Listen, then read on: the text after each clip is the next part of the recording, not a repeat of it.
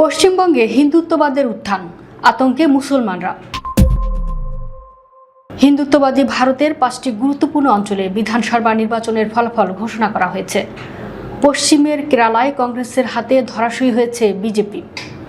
পুদুচেরির ফলাফল রাজনীতিতে তেমন প্রভাব ফেলতে না পারলেও দক্ষিণের তামিলনাড়ুতে বিধানসভায় কোমর সোজা করতে পারেনি বিজেপি।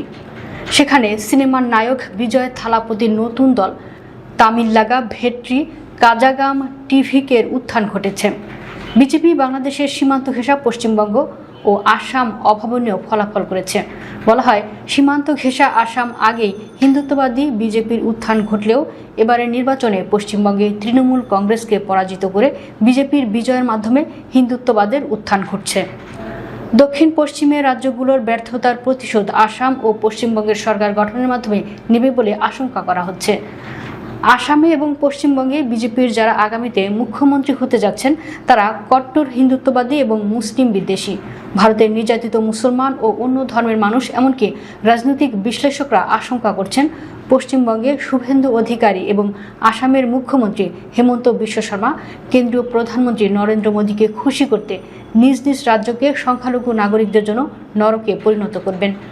হিন্দুত্ববাদী রাজ্যের উত্থান দেখে প্রতিবেশী বাংলাদেশের সঙ্গে শত্রু খেলবেন। আর নরেন্দ্র মোদীও দক্ষিণে এবং পশ্চিমের রাজ্যের পরাজয়ের প্রতিশোধ আসাম পশ্চিমবঙ্গের মাধ্যমে নেবেন। দিল্লির অনুগত এবং আওয়ামী লীগের অলিগার্ক হিসেবে পরিচিত বিবিসির এক সময়ের সাংবাদিক নবনীতা রায় চৌধুরী বলেছেন, বাংলাদেশের প্রধানমন্ত্রী তারেক রহমানের প্রতি নরেন্দ্র মোদীর অবিশ্বাস সৃষ্টি হয়েছে।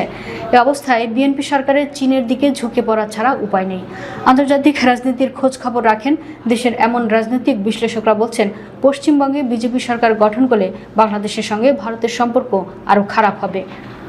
আরএসএস পশ্চিমবঙ্গের সংখ্যালঘু মুসলমানদের বিরুদ্ধে জিহাদ ঘোষণা করবে এবং বাংলাদেশকে শত্রু রাষ্ট্র পর্যায়ে নিয়ে যাবে।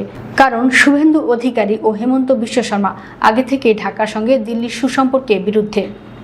এ অবস্থায় আঞ্চলিক রাজনীতির কারণে বাংলাদেশের উচিত চীনের সঙ্গে সম্পর্ককে আরও উচ্চতায় নিয়ে যাওয়া। ভারতকে চাপে রাখতে চীনের অর্থায়নে তিস্তা মহাপ্রকল্প বাস্তবায়ন শুরু করা। তিস্তায় চীনের উপস্থিতি থাকলে শিলিগুড়ির চিকেন নেকের কারণে দিল্লি মুসলমান এবং বাংলাদেশের ক্ষতি হয় এমন কিছু করার সাহস দেখাবে না। মমতা ব্যানার্জি 2011 সালে তিস্তা চুক্তির বিরোধিতা করলেও পশ্চিমবঙ্গে সংখ্যালঘু মুসলমানদের সহাবস্থান সমর্থন করতেন।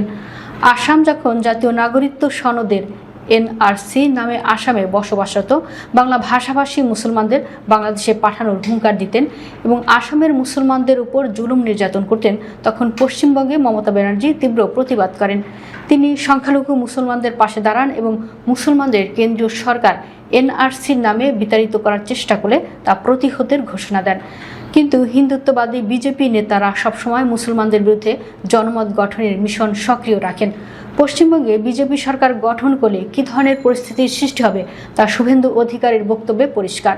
কয়েক মাস আগে বিজেপি নেতা শুভেন্দু অধিকারী ভারতবর্ষকে হিন্দু রাষ্ট্র ঘোষণার দাবি জানিয়ে বলেছেন, ইসরায়েল যেমন শিক্ষা দিয়েছে গাজাকে, ভারতের উচিত সেভাবে বাংলাদেশকে সবক দেওয়া। সম্প্রতি ভারতের উত্তর পূর্বাঞ্চলীয় রাজ্য আসামের এই মুখ্যমন্ত্রী বিবিসির সঙ্গে দেওয়া সাক্ষাৎকারে বলছেন, তিনি সবসময় ঈশ্বরের কাছে প্রার্থনা করেন যাতে ভারত আর বাংলাদেশের সম্পর্কের উন্নতি না হয়। তিনি বলেন, আমি তো সকালে সবসময় ঈশ্বরের কাছে প্রার্থনা করি ভারতের সঙ্গে বাংলাদেশের সম্পর্কে যে পরিস্থিতি ইউনিসের সময় ছিল সেটাই যেন তারেক রহমানের সময় থাকে, সম্পর্কের উন্নতি যেন না হয়। তিনি আরও বলেছেন, আসাম থেকে বাংলাভাষী মুসলমানদের রাতের অন্ধকারে বাংলাদেশে পুশব্যাক করা হবে।